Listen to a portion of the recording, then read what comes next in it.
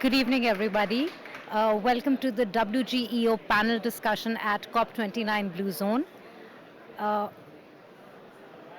the theme of today's discussion is modernizing infrastructure for a green future, transitioning from fossil fuels to renewable energy systems. Now, during this COP29 event, we have all been hearing a lot about climate finance. This is the main topic of discussion here.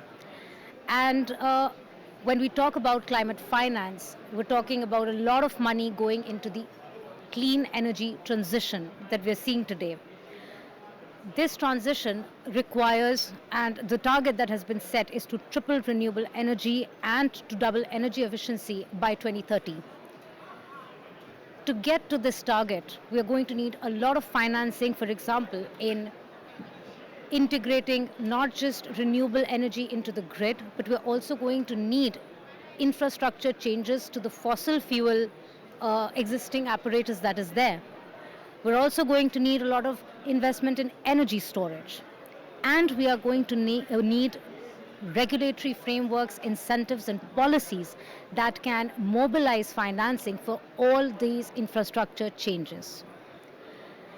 This is the theme of our discussion today, and I would now invite our panelists to kindly introduce themselves and tell us a little bit about their background and how they foresee it gives us some context into their interventions today. Thank you.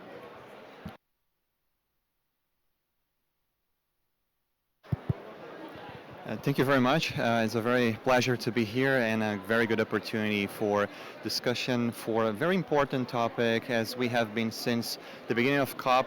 And as you said, the importance for mobilizing capital for the transition of the economies and to a better future that all we need.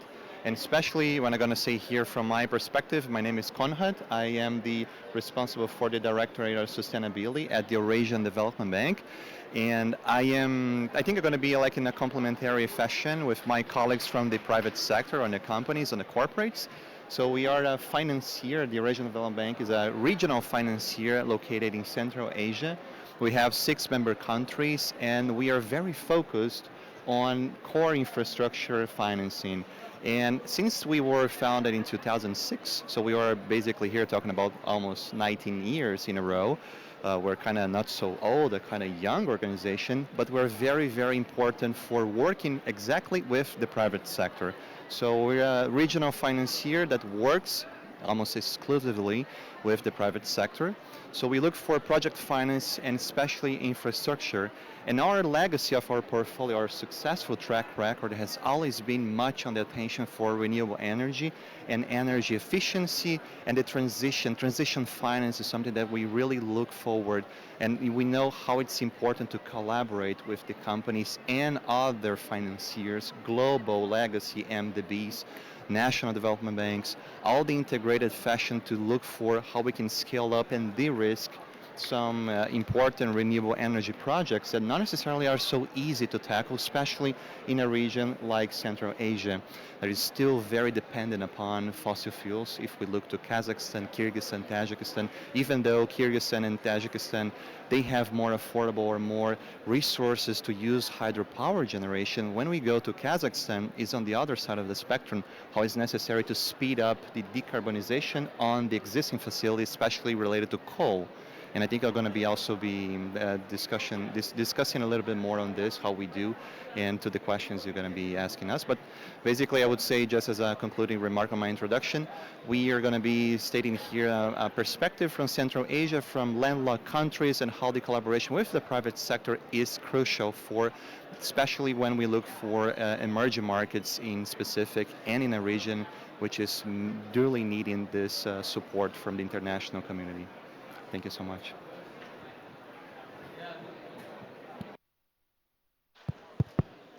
Yes, good afternoon.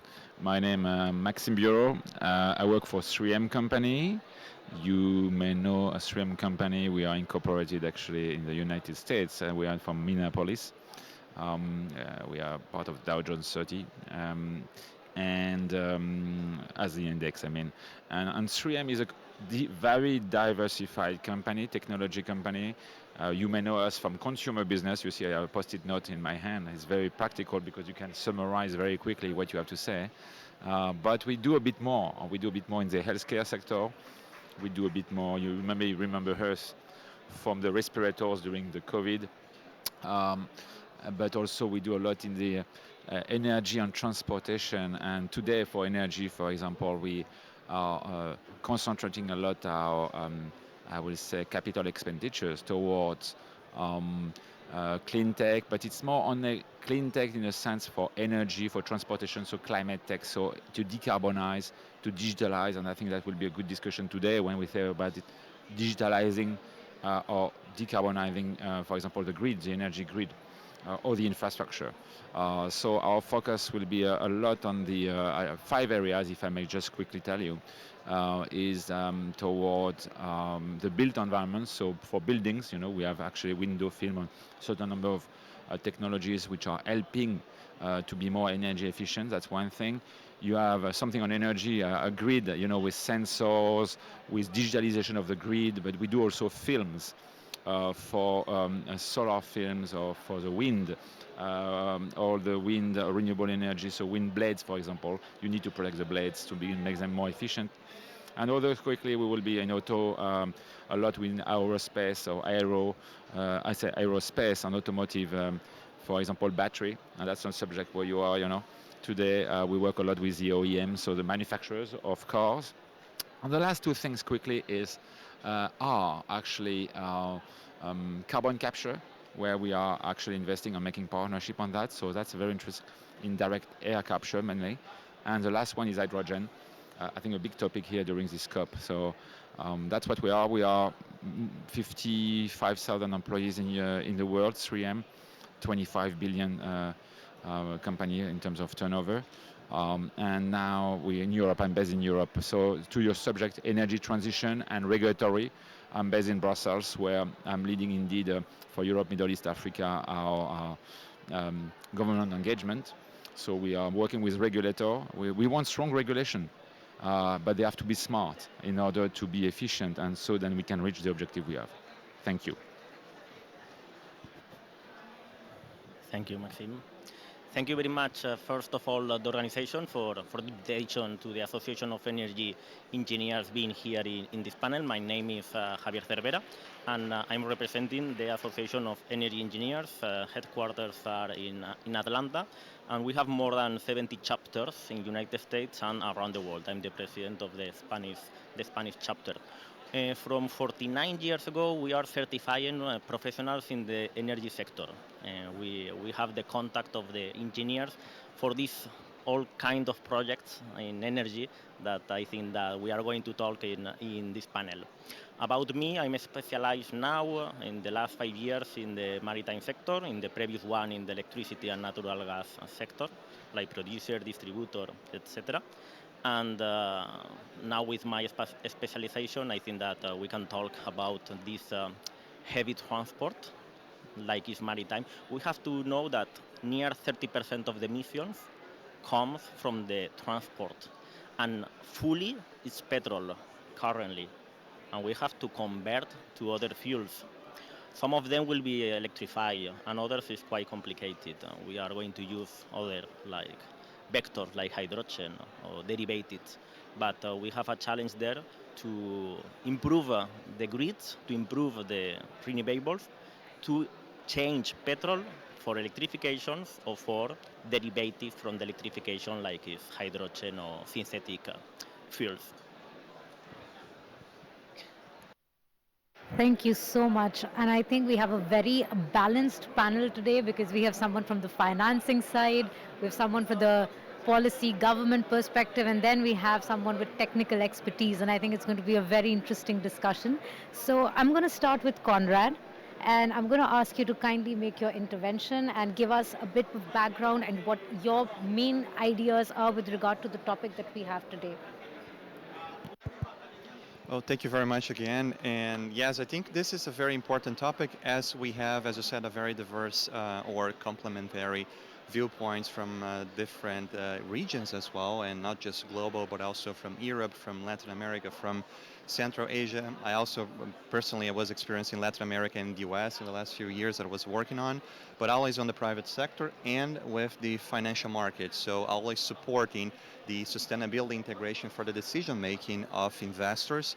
And that's important when we need to mobilize the capital specifically to the projects, and especially as I do right now as I represent a development institution in Central Asia, which is really needs the support for the international community. And whenever I also have some good provocations, and we also hear to, I think this week here at COP, always the technology barriers or the new technologies, they also need to be fostered. In our opinion, in my personal opinion, as we look for emerging markets, we not necessarily have to reinvent the wheel there in those local communities, in those local markets, and those private sector companies that are existing there, but to scale up existing and very reliable energy transformation that is already proven to be successful abroad and bring those more with additional support.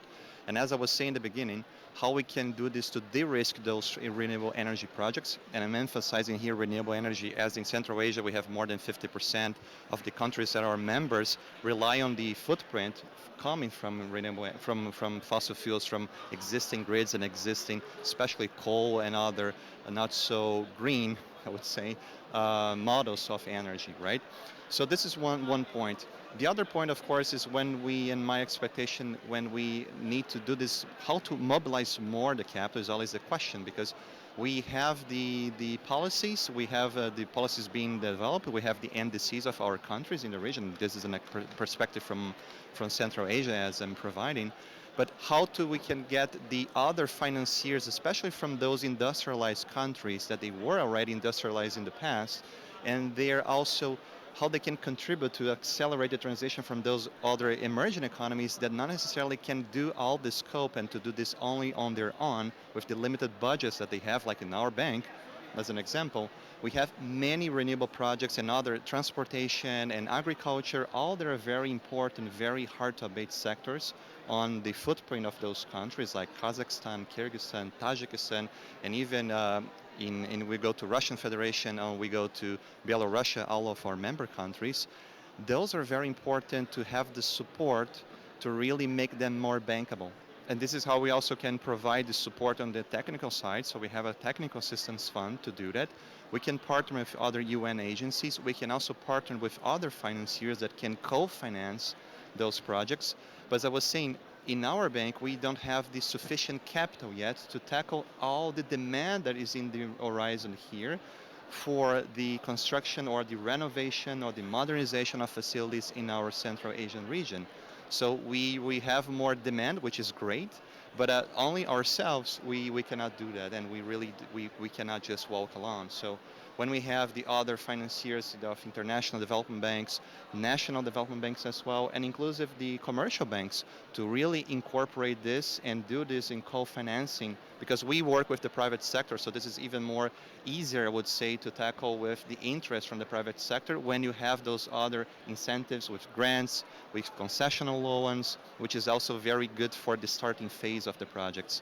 So this is one takeaway that I would like to emphasize. And of course, whenever we have corporates or companies that are interested to come to Central Asia, they need to, of course, be registered. They can also be eligible. So when they are formally registered in those countries, so Europeans, Americans, from developed nations, they can also come to be partners locally and get on those opportunities for transition as well, because we have those projects that can be even co-financed, as I said, but also co-shared in venture capital and venture more, I would say, formats that we can do with other companies that are locally registered. So there's also a possibility for the bank to be a financier of other companies abroad to come and bring their expertise that we are also going to be supporting in the local industry.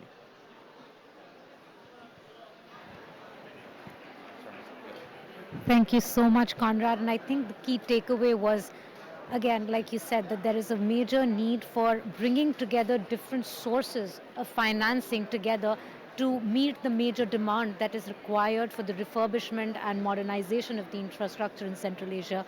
And I think we had a discussion today morning also on the investment needs for energy transition of Central Asia. And this was a key point that was highlighted, that multilateral development banks and other people have to come together. And I also think that another aspect that you brought out was that not only is this important to upgrade the infrastructure, but also to transfer technology from foreign companies, and they can bring in technology transfer along with financing. So I think these two aspects are very important. And then just a compliment, because not necessarily we have those more capable companies on the site, Yeah. and we also rely on external assistance from other global companies like 3M and others that can also be coming to the region. Thank you so much. I now turn to Maxime to give us some highlights on the policy and regulatory side of things. Yes, I will come back to policy regulation if you want in a second, because I think we mentioned today, we discussed a lot about the energy transition. I think, as we see very well globally, all the regions are not the same. I think we need to respect where everybody starts from. I think the point Conrad was just mentioning that now, so there is an energy mix, and at 3M we see that very well, and so we have different. We work differently in different regions of the world. That's what I want to say. But if you say about energy, energy transition and transformation, and you say, how do you go from fossil fuel to renewable energy? Uh, just if you allow me just to go a bit on that, because what is important is you have, I will say that I took my notes, on my post-it notes, but very simply, you have two things you can do. You have renewable energy. To accommodate it, you need to build capacity, more renewable energy, that's the first thing. And secondly, what is extremely important, and we work a lot on that 3M with our customers and governments a bit worldwide, is of course about, I will say, upgrading the existing grid. You can increase capacity, but you can also upgrade the existing grid. And I think we see that, and it's very interesting to see, for example, transmission lines. A cable is a bit stupid, a cable is a cable. But what you can do is you can have a super cable. So we do that, for example, in some countries where you can have cables in aluminum, which are much more efficient and have a lot of capacity with the same infrastructure, because nobody wants to have nice towers around him or her, So the good thing is you can, with better technology, better cables in aluminum, for example. But as I said, a cable is a cable. What is interesting is to digitalize it, to make it smart and intelligent. And here I think this is a big thing where we see 3M now in Europe, but it's the same in the Middle East, or it will be the same in in Eastern Europe, or even if you go to Russia or you go to Kazakhstan, for example. It's actually you put sensors on each side of the cable to understand, the fluctuation that you will have, because renewable energy obviously is not linear. You will have a lot of sun, or less sun. You will have a lot of wind or less wind. So you need to protect the grid, and that's why you need to have this kind of equipment to make it smart. Otherwise, you will have a lot of waste. Today, we waste a lot of renewable energy, which is a paradox. So if you want, we can, or you want to give it maybe to my colleague, to Javier, but on regulation policy, we can come back to it if you want in a second. We'll do not that to be too long. There are barriers, but they are manageable, so that's something maybe we can discuss. See, you made a very, very good point about the intermittency of renewables. This is a very big problem across a lot of countries, because we also see a lot of countries increasing the renewable generation side, but they do not have the infrastructure or the capacity to be able to distribute it. And then it leads to a situation where you're kind of in a situation where you have to stop, or you have to stop certain kind of projects because there's just too much of generation happening and not enough infrastructure there. So I think in that perspective, yes, smart technology is the way to go forward to balance the supply and demand. Yeah. And now I turn to Javier for his intervention, please. Okay, I'm talking more like engineer. I'm putting some numbers, but we have to think first that we are talking to decarbonize the current electricity that we produce, that is near other time a third of the energy that we consume around the world. Some areas are more renewables already. For example, in Spain, we produce near 60% in renewables already. But we have to think that other 30%, that is the transport, or partially another 30% in the light and some heavy transport, is going for electrification, means more grids. And other big industries are going to electrify some consumes that now are thermal, for example. Okay, I put an example that we have, for example, in the maritime. You imagine a big ferry, 200 meters long, currently is using petrol, approximately 300 gigawatt hour of petrol or natural gas, okay, fossil fuel. And we have the problem to convert electric, complete electric, because in this route the ferry is only navigating 50 miles and can recharge in every port. Okay, it's nice because electricity with renewable, the footprint can be zero. So you have to recharge from the port a huge volume. This ferry is designed for 70 megawatt hour on board batteries. That means four big containers full of batteries. When you arrive to the port and you have 1 hour only there, you have to recharge 1.5. You have to recharge. So you need a connection 40 megawatt hour. This is a real case in Göteborg, in Norway, for a line that an operator was thinking to plan a big ferry fully electric. And the problem was just asking for the 40 megawatt hour to the port of Göteborg, and the TCO, the transport system operator, electricity in Norway, told him, this is only 250 million euros, financing no problem because using electricity is cheaper than even the petrol, but you need 10 years for the permitting of the high voltage line. I mean, this is the current problem. I mean, we need lines, we need grids to integrate the renewables, but we are designing the solution for the demand to use this renewable, for example, in electricity. So the shipping operator can't wait 10 years to construct this ferry. Finally, the operator has decided to do the ferry with hydrogen, with pure hydrogen. Using hydrogen, the efficiency is not so good. So instead of 90 gigawatts of pure electricity on board with batteries, now he has to consume 3 times more to produce hydrogen somewhere in Norway, to compress the hydrogen, to move to the port, and to put on board. I mean, the objective to decarbonize the grid is so huge that we need really to deeply in the efficiency of every solution that we take. If in this route, 50 miles, we can go fully electric, we have to work for that.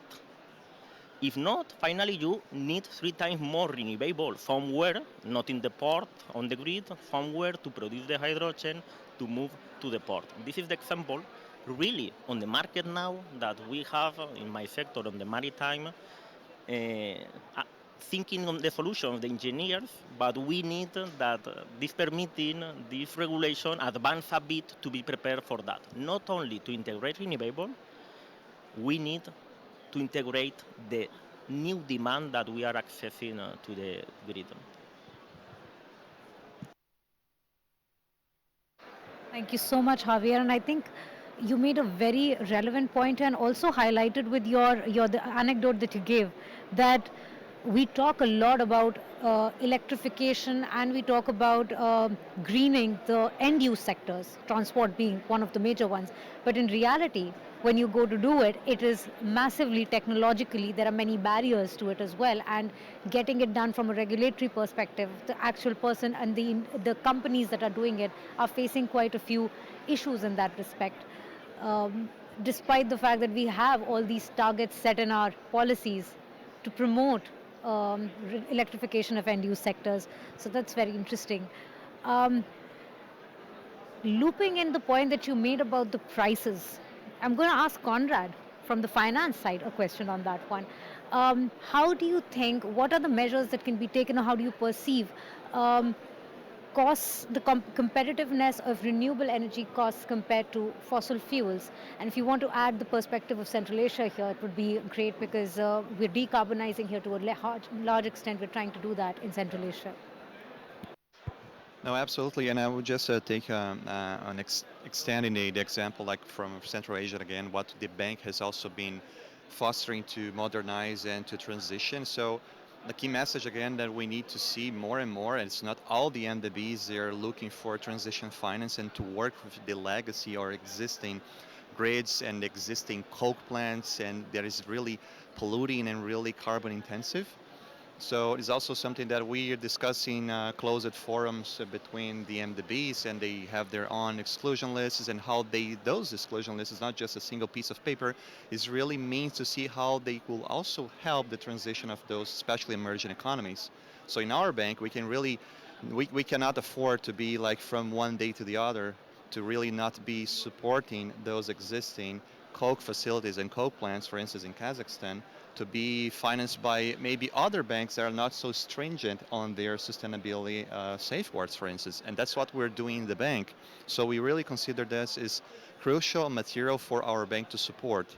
And we recently supported an SLL, so a sustainability linked bond, the first one, and in Kazakhstan, that supported the existing energy facility based on coal to transition to natural gas, which is not, of course, the best technology that we want, but that was the most affordable for this country and the economic conditions and the incentives that were on the table on the negotiations to be first phase to decarbonize more that plant. It just with this simple, let's say, or easier on the short run transition, already this technology lowered the emissions of the plant, the CHPP2, in Almaty, in the Almaty region, for roughly more than 62%.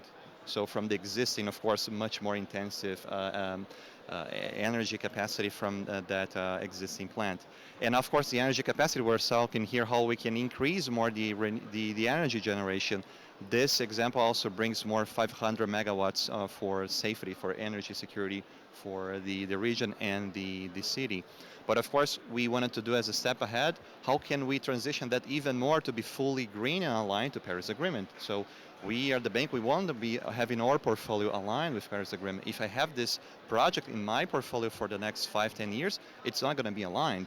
So how to do it? Well, of course, we need the existing infrastructure and how affordable the existing infrastructure is in a country like Kazakhstan or the other countries in the region, to have green hydrogen to also be affordable, and how it's going to be also on the efficiency point, right? So of course, this is an interesting point that we wanted to do. But again, as I said in the beginning, we need the international support to do that more. So international flows and of course the technical capacity, so the technical assistance as well to make this more affordable. And another point, very interesting from statistical side, SDG 7A1, which is renewable energy capacity and generation power, we have in the region for the last 20 years, for the 6 countries that I represent in the Eurasian region, let's say in Central Asian focus or the broader Eurasian perspective, which includes Russian Federation and Belarus and Armenia as well in the Caucasus, only 2% of all the flows, the international flows, were channeled by those countries. But when we go to Latin America, when we go to Southeast Asia, the percentages are much more higher. So this is also something that we need to understand. This is because those countries were not very successful to attract these flows by political reason, by policy reason, which kind of incentives. Maybe we do not have the sufficient projects that will be, bankable to do that. So that's also why we need more those financiers to be playing in their importance, support on the capacity building, and especially how to make those projects more bankable, as we say. So 2% is basically $4 billion in 20 years. So when we do the bank nowadays, we have $1 billion for Central Asia in our current investment portfolio, just on basically on renewable energy and energy efficiency. So 1 billion from 4. So this is how we see how it's important to have a regional player as well supporting that transition. And I think as another point, as a part of your question, like what kind of subsidies or tax incentives we also need to discuss more. This is a very tough discussion to be considered, as when we have the consumption-based tax or the incentives to the final chain, which is the consumer.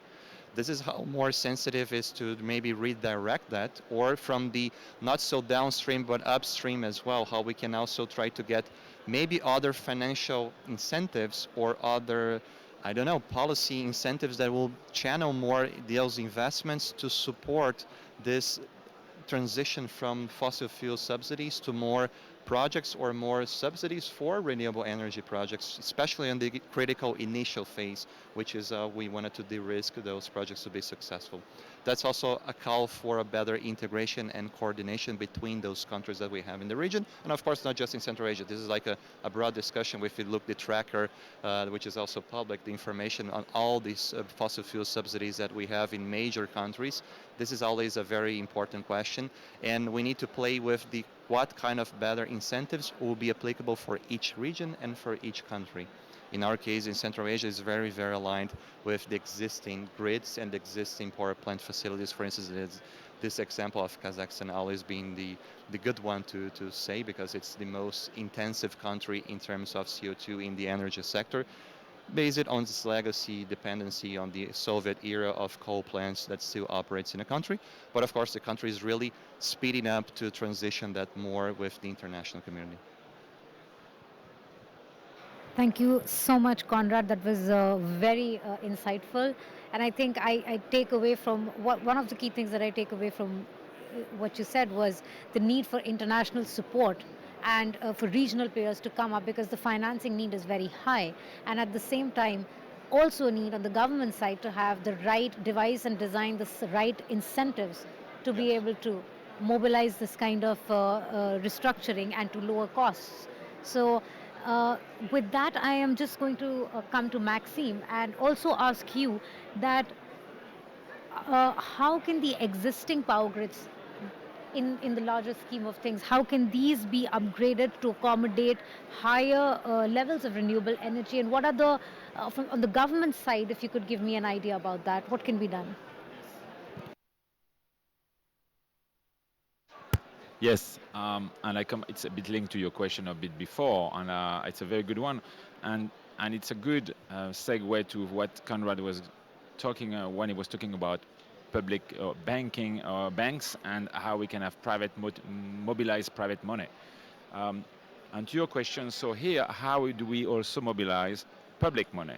So from governments, and as you see in Europe, it's interesting. We have actually in the European Union, we had this famous Green Deal, which was a regulatory push. But what has been interesting also is, and it is actually the conversation now, is to channel public money towards, I will say, the achieving this transition. You take the grid, for example, transmission lines. Well, here it's very capital intensive. So indeed, you need certainly to have public sector to support if you want a stronger grid. And I think it's on the table now already for electricity. It was even more. We know it, for example, for you mentioned hydrogen. Hydrogen it's one part of the energy mix, but it does require in terms of energy infrastructure. And I know there was discussion in Azerbaijan yesterday. I was in a very interesting panel. Very ambitious plans from Azerbaijan, but to execute it will be the issue will be the pipeline and will be the infrastructure. So if I come back to something actually more basic in some respect, we sit on. You mentioned energy efficiency. 3M, we work with a lot of customers on window films. So you take existing buildings, sometimes you don't have to reinvent the wheel. You have a lot of old buildings in all our countries, many of our countries, and what you can do is actually refurbish. You change, and we do that with window film, and it's extremely interesting because it's very efficient. The good idea is you use less electricity. We all talk about let's have increase the capacity for electricity. One idea can be also to be more energy efficient, and so to ensure that we use less electricity. So we have to play on all fronts. I agree with that. But it's interesting, even in Europe, for Western Europe, you will say we are quite advanced, or we think we are quite advanced sometimes. But yes or no, in a sense that if you want, I see it with our customers, big big companies or real estate companies, and they would like to actually upgrade their windows, and not to change with new glass, which is much more expensive, much more actually carbon intensive, but to put films. Well, here that's what we said to the legislator or to the national government. Try to have schemes which are simple. It's not the money for 3M. It's just for our customers. or even if our competitors are helping them, we have no problem. But if you want to ensure that you have a dissemination of the best available technologies, for example, for these basic window films, well, they are not basic 3M1, but they are the great. But what I mean is you need to have an incentive for the real estate owners, for example, to do it. And here you help them on the capital expenditure. So what we suggest really, and it's a bit a barrier to your point, your question was, here you still have some barriers for make it simple to ask for the money. So I would say the company can ask for the money to the government or to the agency in the government which is doing energy efficiency, and then they can receive the money. Sometimes the process is a bit heavy, and that's how our customers are a bit, I would say, they are losing patience, and then they don't do its investment, or they allocate the money differently. So to answer your question, let's have a simplified way for I would say the companies or the different players in the ground to access this public money, to leverage it, and to be able then to disseminate or to apply best available sustainable technologies, for example, for buildings and window films. Thank you so much, Maxime. I think 2 points here that you made, which really, need to be emphasized. The last one was first ease of doing business.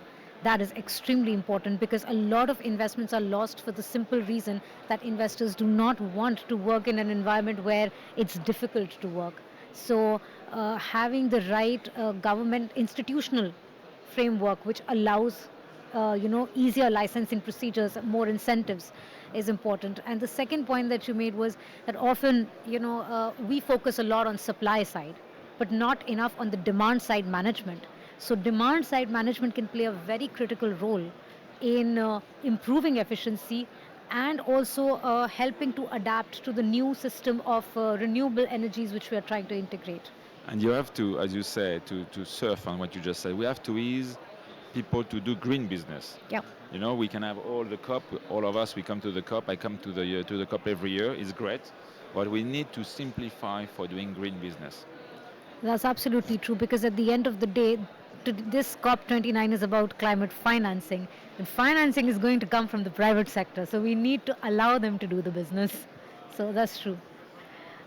Coming to Javier, since you talked about transportation and maritime, so I'm going to ask you a question about what type of investments do you think are needed to facilitate electrification of transportation and other sectors, but mostly on the transportation side? In general or in the maritime? General would be nice since we heard a bit about maritime already. Okay, maritime. Continue with the example that I put before. You imagine that this ferry finally can access to 40 new megawatt power with this high voltage line in the port of Göteborg. You imagine that, okay? And suddenly arrive two cruises, a new terminal of cruises, and they ask for 15 megawatt hour each one being connected during the day. So another 30 megawatt hour. It's not nice to construct a new high voltage line, but the cruises are only during 10 hours, and during the night they don't need this 30 megawatt hour, and the ferry is coming every 3 hours for the 40 megawatt hour. So storage is a solution. Storage is flexibility, and it's a solution not to install a new high voltage. For example, this is one of the options to improve the transport. So we can access to electrify another user that is not to recharge batteries.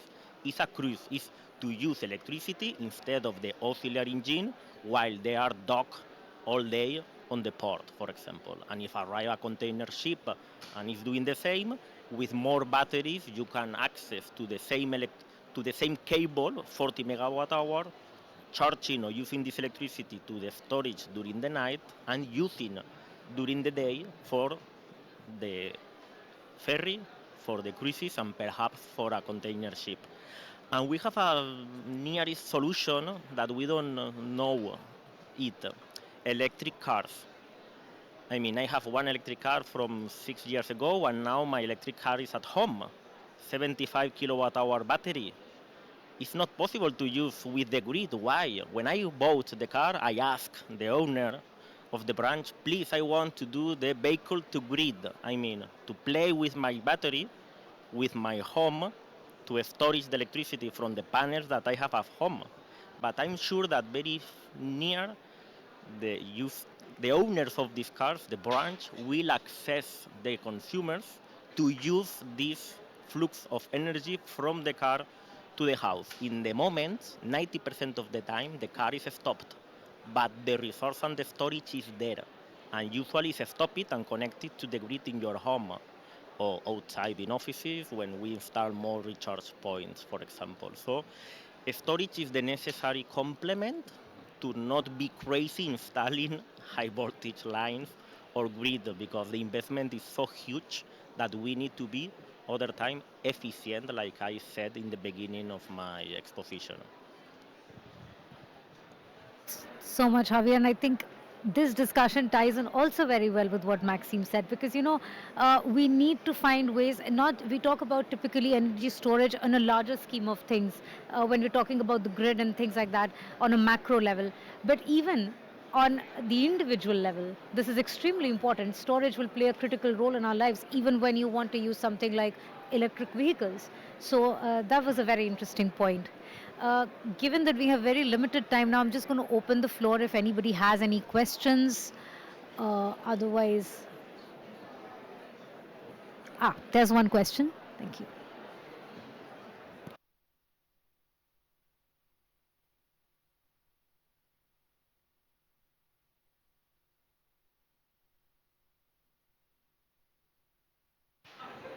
Hello, Kim. Yeah, thanks for the talks. It's very enlightening. I just actually it's not a question. I just want to make a comment. So I think in order for this um, green future, we really need to change the current paradigm from the main grid to the decentralized microgrid, this type of solutions. So just responding to Javier's the scenario for the 40 megawatts uh, power requirement. So what we are doing is actually we we already have produced 7 megawatts ESS. So we just need to ship 7 containers to you and just use the mobile container to provide the power on site and totally 100% green. That's what we are doing right now, and we are actually proposing these solutions. We already tried that in China, and we propose this to Dubai, to Middle East for the construction industry, and in the Africa. So, I mean, I absolutely agree that green does not necessarily mean expensive. It has to be proved to be very profitable. In the mining industry in Africa, for the microgrid, the average return on investment for us, from our own experience, 4 to 12 months. And the logistics side, 9 to 12 months by replacing, by using electrification, replacing diesel. That's our own real life experience. So my point is that Thank you very much for your words. I'm completely convinced that the only solution for being near fully renewable is decentralized. I mean, we come from central production to the users, and now we need partially big production going to the consumers, but we need this kind of grid decentralized in the point to storage and to produce themselves. Thank you for the comment.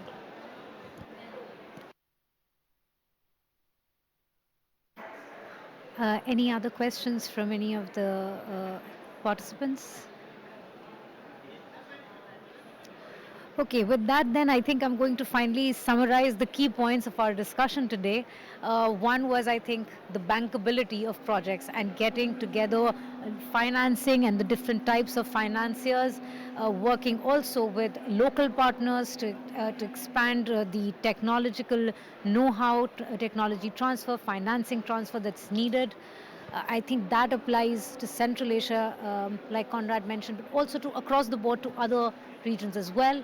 We also talked about the need for demand and supply side management, balancing of the infrastructure to be able to integrate further renewable, making ease of doing business, well, frankly, easier. So if that could be done. And of course, on the transport side, we discussed about maritime and also about the issues that are faced, which can, in terms of intermittency and on a regular daily basis as well, which can be addressed through energy storage. So I think we came up with a lot of solutions, some opportunities, some things to address with regard to transitioning from fossil fuels to renewable energies. And I would like to thank the speakers for their absolutely fantastic interventions. It was extremely enjoyable for me, and I'm sure it was very enjoyable for everybody here. Thank you.